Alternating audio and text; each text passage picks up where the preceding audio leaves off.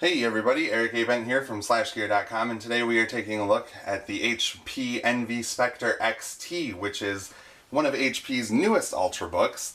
And I have to say right off the bat that this is a sexy machine. It's got brushed metal all throughout. And even though there are plenty of other Ultrabooks that have the brushed metal look, I'm a sucker for it.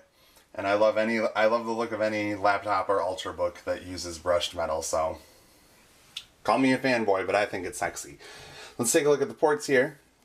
On the left side, there isn't too much going on. We've got the Ethernet port, we've got a full-size HDMI port, and a USB 2.0 port. One of the interesting things about this Ethernet port, though, is that it has this little hinge that comes down, so you can obviously fit an Ethernet jack in there. But it also, you know, when there's no Ethernet jack in it, it's flush with the rest of the machine. Which means that you don't have an ugly square Ethernet port sticking out of the side of your sleek and thin Ultrabook. It's not a big deal, but it's a bonus. And then on the right side, there really isn't much going on over here either. We've got the power jack. We have another USB 2.0 port. We've got card slot and headphone jack. Let's go ahead and open this bad boy up. We're working with a 13-inch glossy screen capable of running at 1366 by 768 resolution, so it's really nothing we haven't seen before on other laptops and other Ultrabooks. The resolution is depressing, but what can you do? The keyboard, though, is not depressing. The keyboard is awesome. It's the same chiclet style keys that we're used to, but the spacing is really good. The spacing is perfect. And these keys offer a little more resistance, in my opinion, over other Ultrabooks and other laptops, which is nice. It really helps when you're typing up a storm. It may seem like a small little feature at first, but I like it a lot. And another cool thing about this keyboard is that each key is individually backlit, which leads to not only the backlighting looking awesome, but each key, the backlighting is vibrant. And I really like it. It makes typing in the dark really easy. So kudos to HP for that. It looks great. The trackpad is also really good too, except there's one complaint. There aren't any physical buttons on this thing. I like physical buttons. At first, you're going to have, it's going to be a little bit of a problem. You'll left click when you mean to right click sometimes. You know, right click when you mean to left click sometimes. You'll get used to that as you use the trackpad more often, but it can be annoying at first. Other than that, though, the trackpad is nice and responsive. It never feels like the cursor is moving too fast or too slow. And a nice little feature is that you can double tap up in the left-hand corner, and it'll turn the trackpad off completely, meaning that when you're typing, you don't have to worry about brushing on the trackpad and screwing everything up. It's happened to me plenty of times before, and I go nuts when it happens. So luckily, with the Spectre XT, that isn't a problem. On the inside, we have an Intel Core i5 3317U 3rd gen processor clocked at 1.7 gigahertz. So it's a solid processor. It's not quite high end, but it's still fast enough to get the job done. And that's working in tandem with 4 gigabytes of RAM and a 128 gigabyte solid state drive. So you got things moving pretty fast with this, which is all you really want out of an Ultrabook like this. You want it to be portable and you want it to be fast, and I'm pleased to report that the Spectre XT is both.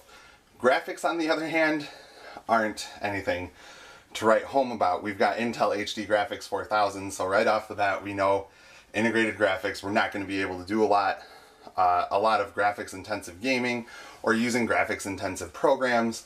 It's, you know, it is what it is. We can't expect a lot of graphics power out of the Ultrabook, and those who do need to, you know, research a little bit more and figure out what they really want.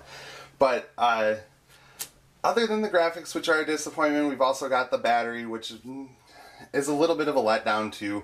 It's a 4-cell lithium-ion battery, and it's quoted for 8 hours of life by HP. I was able to get right around 4.5 hours out of it in my tests, which included playing some indie games like Plants vs. Zombies and Wizorb, and browsing the internet, doing a little bit of work for SlashGear, watching some videos on YouTube.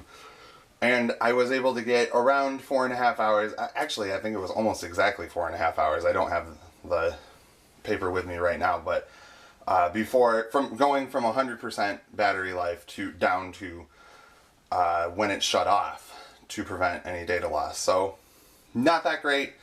If you're not going to be away from a charger for a while or a wall outlet, it's not that big of a problem. But if you travel frequently and you need to work off the battery frequently, that could probably be an issue. Also, oh, why did I close that?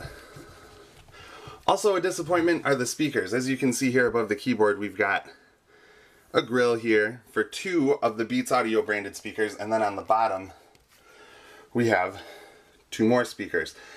Despite the fact that they're Beats Audio, they're not that great. I mean, they're better than the speakers on other laptops and other Ultrabooks, but still, they have a tendency to sound tinny sometimes, and the bass isn't as strong as it should be, but man, can they get loud.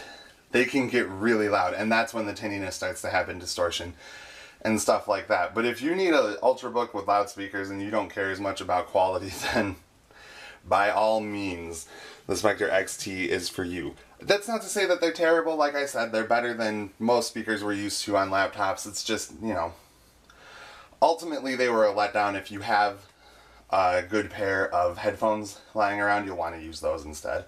But aside from the battery and the speakers, which were both just mildly disappointing, they weren't terrible, the Spectre XT is a solid Ultrabook. The question is, are you willing to pay $1,000 for it? There are similar Ultrabooks on the market that are priced around the same, some even higher, but some with similar specs are priced lower than the Spectre XT. So really, if you need a solid Ultrabook and you don't mind paying a little bit more than some other Ultrabooks, than you would for some other Ultrabooks, the Spectre XT should be perfect for you. Check out the full review on slashgear.com, and thanks for watching.